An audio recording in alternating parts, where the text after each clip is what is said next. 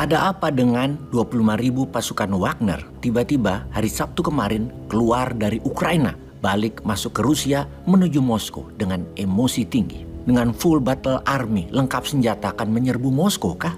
Dalam siaran resmi, Yevgeny Prigozhin, dia terus meneriakkan kemarahannya atas tindakan yang dilakukan petinggi militer dan Kementerian Pertahanan Rusia sebagai incompetence dan lack of leadership. Tidak memiliki kemampuan militer dan tidak memiliki kepemimpinan perang. Bayangkan diri Anda sebagai Prigozhin misalnya, bosnya dari Wagner, pemimpin pasukan tentara bayaran di mana sekitar bulan Mei 2023 dia sudah teriak-teriak minta amunisi ketika perang di Bakhmut, Ukraina. Wilayah terbesar dan terlama pertempuran antara Rusia dan Ukraina. 70% tentaranya tidak punya amunisi lagi di bulan Mei tersebut. Moral tentaranya terpukul. Namun di tentara struktural atau tentara aslinya Rusia malah banyak yang mabuk-mabukan termasuk komandan di lapangannya. Kita semua tahu bahwa kemenangan terbesar dalam perang di wilayah Ukraina adalah ketika penaklukan wilayah Bakhmut ini yang merupakan kemenangan dari tentara Wagner, pasukan tentara bayaran tersebut. Kemenangan Wagner adalah tamparan keras pada militer Rusia, terutama Menteri Pertahanan Rusia Sergei Shoigu dan Panglima Militer Gerasimov karena seakan menunjukkan ketidakmampuan memimpin tentara Rusia. Karena itu drama yang dilakukan adalah tidak memberikan amunisi kepada Wagner. Kemudian beberapa kali terjadi malah tentara Rusia yang menyerang markas Wagner yang menimbulkan korban jiwa tentara Wagner. Ini bisa dikatakan salah sasaran, namun Wagner tidak percaya ini targeted. Memang Wagner diasasin oleh tentara Rusia. Selain menunjukkan ketidakmampuan militer Rusia, juga penusukan backstep dari belakang oleh tentara Rusia kepada tentara Wagner. Dan terakhir, puncak kekesalan dari Wagner adalah tentara Wagner akan dijadikan tentara cadangan di angkatan bersenjata Rusia dan diberi kepangkatan alias jadi tentara beneran dalam struktur militer Rusia. Demikian surat keputusan Kementerian Pertahanan Rusia yang ditandatangani oleh Pak Menhan Sergei Shoigu. Prigozhin dan Wagner meradang, tidak terima 25.000 pasukannya diambil begitu saja. Maka dia menuntut balas akan menyerang Moskow yang ditarget Kementerian Pertahanan dan pemimpin militer Rusia.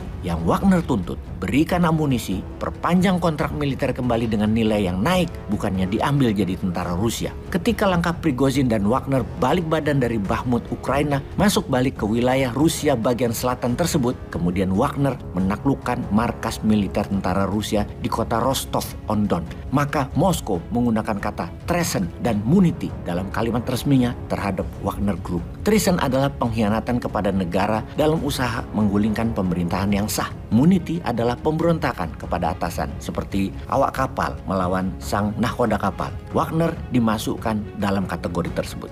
Oke, sebelum kita lanjut, ada info menarik. Sebulan sebelum kejadian pasukan Wagner balik badan masuk ke Rusia sampai mendekati Moskow dengan jarak tinggal 200-an kilometer atau sejarak Cirebon Jakarta, info tersebut kita lengkapi. Sejak 2 minggu yang lalu, Kongres Amerika sudah membicarakan kemungkinan akan terjadinya serangan ke Moskow oleh Prigozhin. Bahkan Prigozhin sendiri bicara langsung dengan petinggi parlemen Amerika dan pejabat militer Amerika secara rahasia. Kemungkinan besar serangan itu didukung oleh Kongres Amerika, juga disetujui oleh pemerintah Amerika yang sekarang di bawah administrasi Biden yang sudah mulai terkikis kepercayaan rakyat Amerika kepadanya. Mereka butuh sebuah prestasi, di mana kalau Prigozhin berhasil menaklukkan Moskow dan menggantikan Presiden Putin, maka Amerika akan bersorak gembira. Menang itu Amerika. Tentunya Amerika bergegas dukung Prigozhin dengan semangat sekali mereka itu. Prigozhin pun berkali-kali mengatakan Rusia akan ada perubahan besar, akan ada pemimpin baru. Walau masih unconfirmed, Kongres Amerika tahu apa yang akan dilakukan Prigozhin.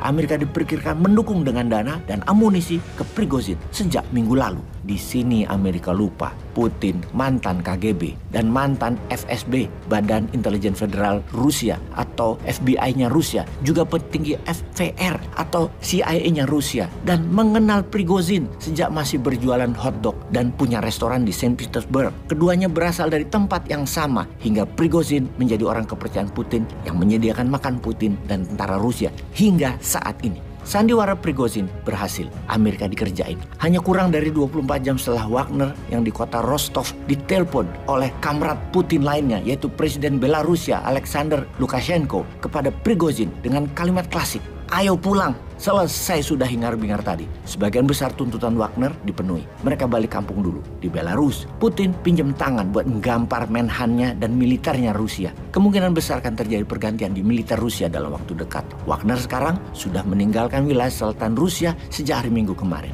Amerika terkecoh lagi. Seperti halnya media barat. Kalau kita kaum Newmind gak terkecoh lah. Kita tetap anti world ordernya Amerika dan barat yang culas dan berpihak pada orang kaya. Dimana kita ke depan akan mengatur dunia kok. Ya kita belajarlah dari Rusia.